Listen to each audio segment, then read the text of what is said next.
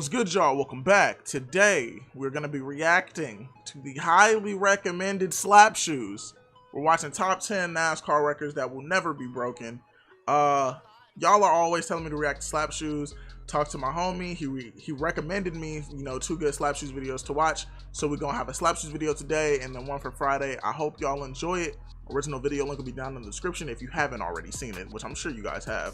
Let's get into the video.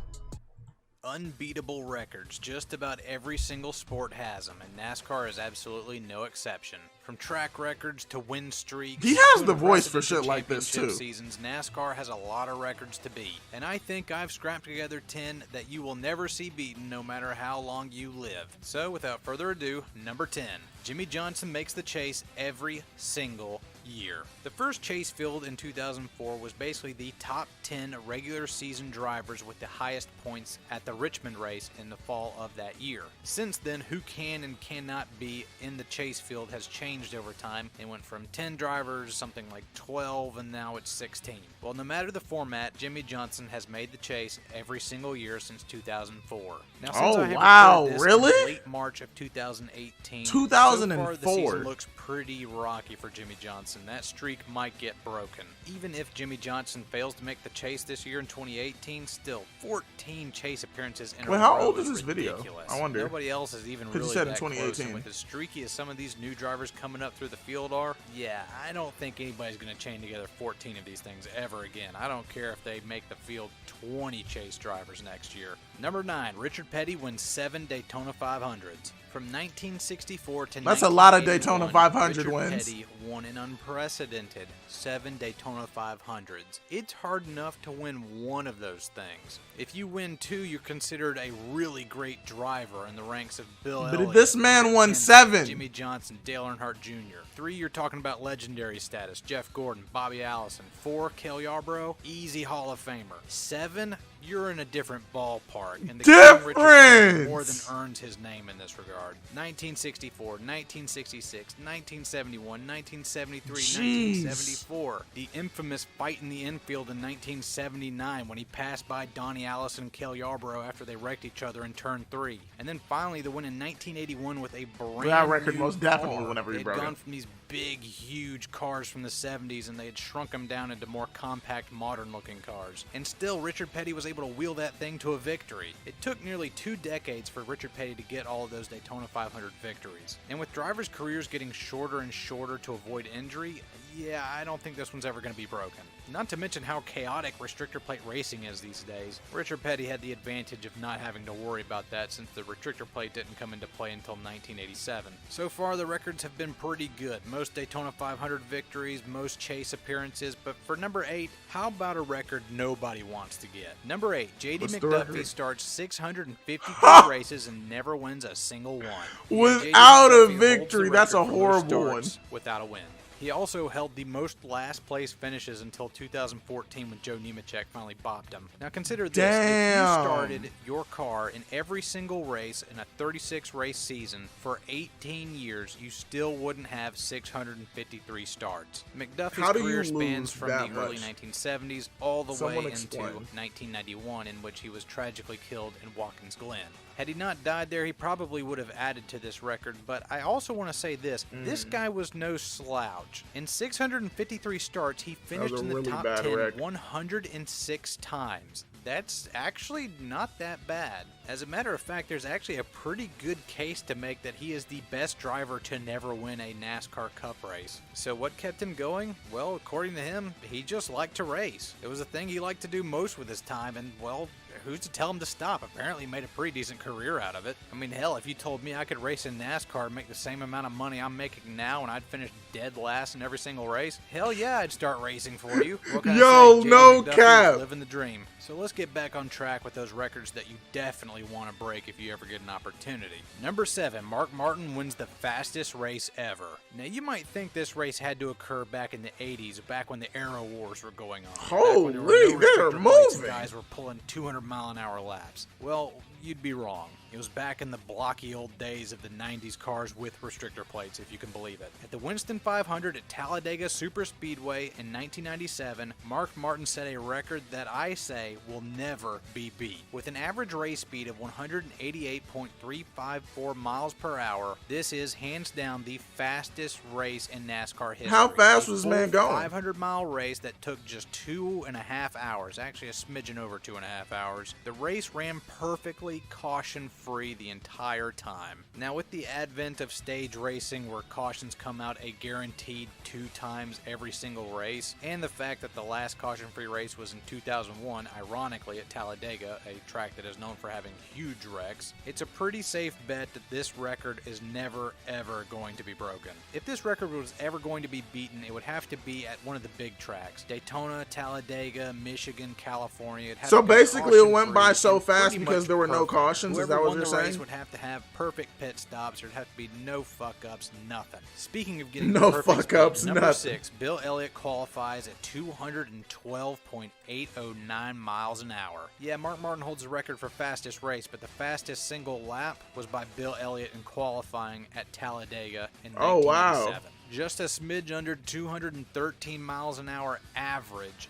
That is blisteringly fast. That's Officially, extremely he did fast. 2.66 miles in 44.998 seconds. That's Ironically crazy. enough, events from this race would cause NASCAR to put on the restrictor plate, which would essentially just about half the horsepower a NASCAR engine was able to put out. This dropped speeds down from the 210s down to 180s by Oh, themselves. shit. This is probably a good thing because in the pack, cars could get 220 miles an hour. Hell, without the restrictor plate with modern engines, some cars have been clocked unofficially at like 235 miles an hour. And Oh, considering we're wow. having cars flying to the catch fence at 190 miles an hour these days, yeah, I don't think NASCAR's in a big hurry to take away that restrictor plate. Safe Yeah, to say, please, this yeah, one's don't gonna stand take the that test of away. time. And if you Never thought we do were that. done with King Richard Petty, well, think again. Number 5, the King wins 10 races in a row. In 1967, Richard Petty ran what has to be as close as any human being can get to the perfect season. He won 10 races in a row.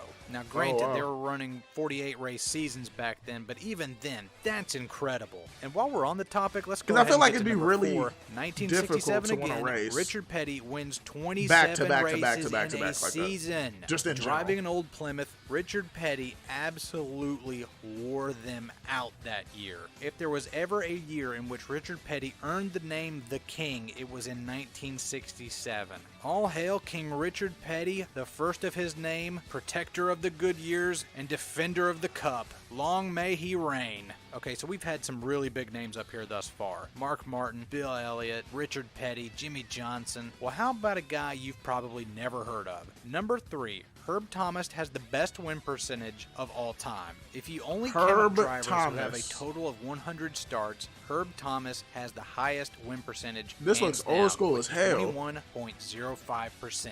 48 wins across 228 starts, meaning that just about every 5 times he cranked up his engine, he was gonna win.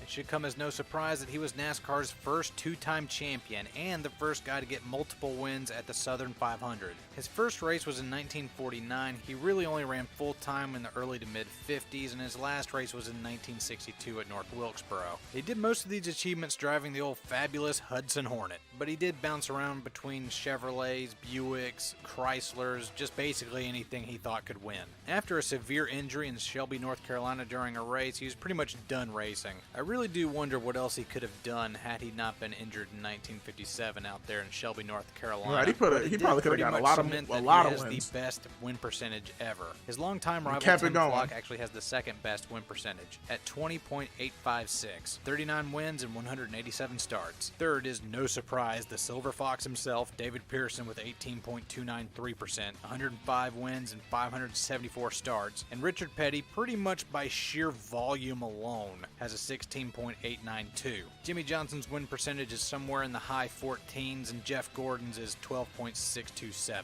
Now, if I were making this list in the mid-2000s, I would say that number 2 had to be Cale Yarborough, being the only guy to win 3 championships in a row. But by the time the 2000s ended and the early 2010s came along, well, that record got broken. Number 2, Jimmy Johnson wins 5 championships in a row. From 2006 to 2010, Jimmy Johnson went on a tear. A lot of people worried that he would Jimmy Johnson sounds like a really good driver. Myself included. I mean, when you have one guy just dominating like that, it really is something spectacular. Sounds like he'd be killing it every time he races. Richard Petty had 7 championships, but they're actually pretty well spaced out. The guy who actually came closest to matching this was Dale Earnhardt Sr. In 1990, 1991, 1993, and 1994, he won the championship 4 times out of 5, with only Alan Kulwicki besting him in 1992. While Jimmy Johnson was on this tear, NASCAR changed the chase format 3 times, and at one point they completely changed the point system wholesale, the entire thing from the ground up, and he still found a way to win. It should also come as no surprise that Jimmy Johnson also has 7 championships. He also matches the king in that. So number 1 on this list is not going to be 7 championships, because that might get topped soon if Jimmy Johnson can get his stuff together. So for number 1, let's go back to the king. The king, Richard Petty, won 200 races. From the late 1950s all the way to 1992, King Richard Petty was either A, winning everything in sight, or literally B, the most popular guy in the garage. Granted, he won most of these races pre-modern era, before 1972 when the race. I mean, but that's still a lot of races to win. Earlier, back in the 60s, they were having 48, 45, 50 race seasons. Pretty much every single week there was a race or two going on. And Richard Petty, with the help of his father Lee Petty, had not just a race team, but a race company. They were able to get to just about every single race, every single season. So it's really not surprising with a team that has that kind of money behind them, able to make every single start, they're able to string together the most wins in NASCAR history. For the last 2 decades, we've had 36 races a season. Let's say you could have just an astronomical season, like Jeff Gordon's 1998 season with 13 wins. You would have to do that every single year for 8 years just to top 100. Now do it again. Yeah, that's not going to happen anytime soon. Not going to happen anytime soon. The king is the king for a reason. I'm Slapshoes. Those are the top 10 NASCAR records that will never be broken. Those are some interesting ass records. Those were some extremely interesting records that I thought probably never existed before I even knew about NASCAR. That's insane.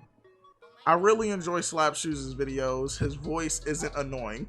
So that is beautiful, because some people I just can't stand listening to on YouTube. I just can't do it. But I enjoy his videos. I like the layout. I like the format. I like how he explains everything, and it makes sense. It's just he does a good job of what he does. So I will most definitely be reacting to more of his stuff. I hope you guys enjoyed the reaction. Like, comment, subscribe, and I'll see you on the next video. I love y'all. Peace. They wanna forward, like I was down bad, was stuck in the mud. Now nigga done cleaned up Louis V on the so-so.